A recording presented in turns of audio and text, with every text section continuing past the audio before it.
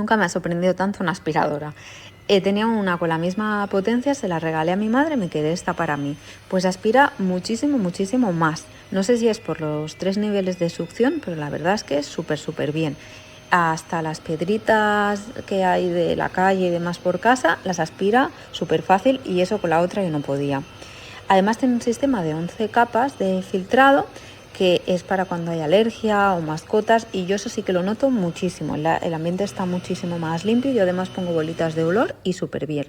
En cuanto al sistema de almacenaje para los accesorios, se ponen en la misma zona de carga. Parecerá una tontería, pero eso me ha encantado, porque lo tengo todo a mano y súper bien ordenado. Por otro lado, viene súper bien empaquetado, y yo, por ejemplo, aspiro toda la casa sin tenerlo que cargar de nuevo, a máxima potencia, que supuestamente gasta más y me llega de sobras.